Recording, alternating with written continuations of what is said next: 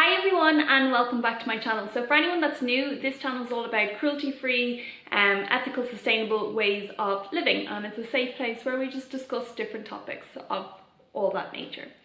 So as you may have seen by the title on my video today we are diving deeper into the wedding series, and we're going to discuss wedding invites, save the dates and RSVPs in a eco-friendly and sustainable way. So obviously the first thing to keep in mind is, do you actually need invites?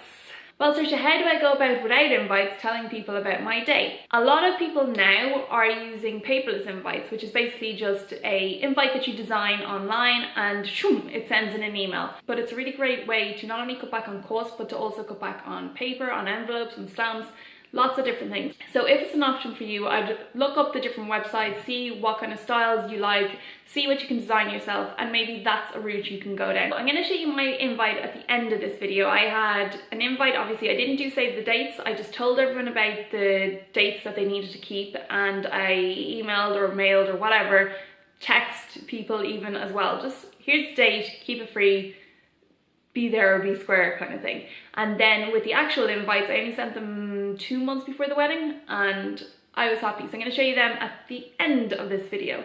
One thing I will mention though, guys, about paperless invites, you have to also think about who is receiving it. Like obviously my grandmother, who doesn't really use computers, wouldn't really appreciate a paperless invite, nor would my mother, who just wanted something to have forever of her baby's wedding day. But just keep in mind who is receiving them, and obviously if there's people that don't have access to the computer or whatever, print them off an invite and give it to them. But the other thing is, don't feel guilty if you do want to have a physical invite. There's so many ways to do it in an eco-friendly way, and we're going to discuss them in 2 minutes. But first, I also just want to give you some tips when it comes to your invites. So when I first started out doing my invites, I actually had like maybe 6 different invites in mind of what I wanted, and each were so different.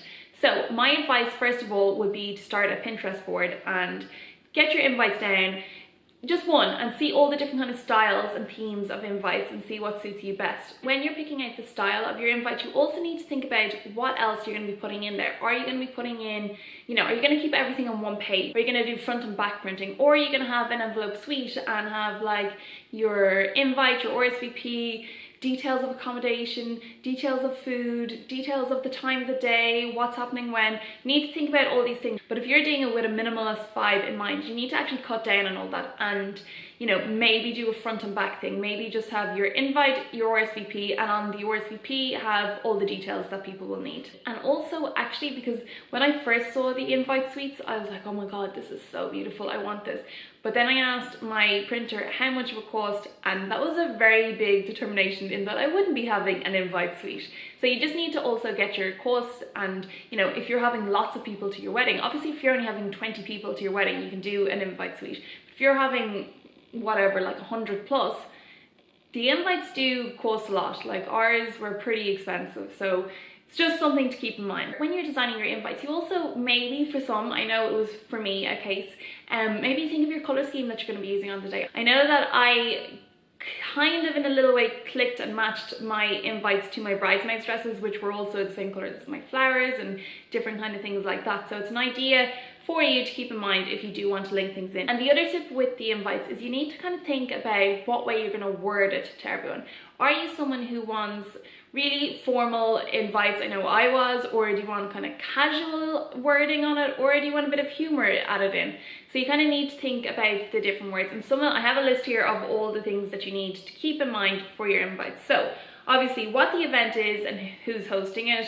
You and your fiance are hosting it, and the event is your wedding. Who is the card addressed to, and whether +1s are a thing. +1s were not a thing for my wedding. They were a thing for the party, but not a thing for the wedding, and we had to make that a little bit clearer on the invite. Then make sure that the date and time are so clear. You don't want anyone getting mixed up with any days, weeks, or anything else. So date and time, and you also don't want anyone to be late. So very clearly down there. And with the time, we actually put down half an hour earlier before the ceremony kicked off, just so everyone could be there on time. Venue and location, obviously very important. Give out the full address. If someone wants to look it up, they can easily find it on Google, or if your reception venue is different, you need that listed down as well. Ours wasn't, it was all in ceremony, meal, reception, everything was in the one place. And a dress code, if you think it's necessary, or you're having like a theme where everyone needs to wear beige or something like that, note that down on them as well. For us, it wasn't a thing. living, and accommodation details if you want people to stay.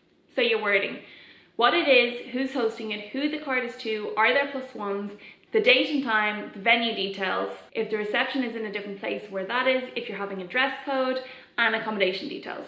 So a lot to keep in mind to put onto one little thing, and you also kind of need to think about your fonts, unless you're having just your card designed by your designer, or if you're like me and you love kind of being creative, you need to think about your fonts, how many fonts. I think it's good to have maybe 2 to 3 different fonts, but just make it look visually beautiful. That's what I hope I got across with mine. Next is your RSVPs. They should tie in with your invite. So they might be slightly different, or they might be exactly the same, but just with different wording. Most of your RSVPs are smaller and just a little thing where they can tick or say, yes, I'm coming, or no, I kindly decline.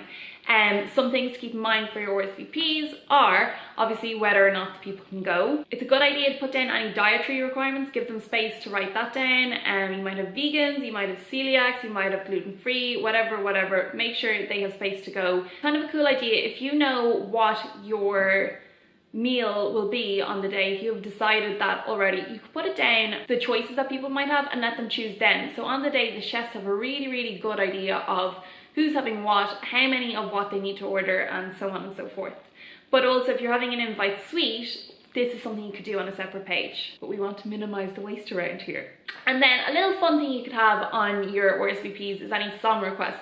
I know it was something we done. We got maybe like, out of the 60 invites that we had, we got maybe 10 song requests, but it was just something fun, and I got people engaged with the whole thing just a little bit more. So I have a link below, and that has all the information that I've already just said, but just written down in bullet points, but it just makes life a little bit easier. Now for me, I just need to see everything, and it helps so much. Now, let's move on to the eco-friendly tips.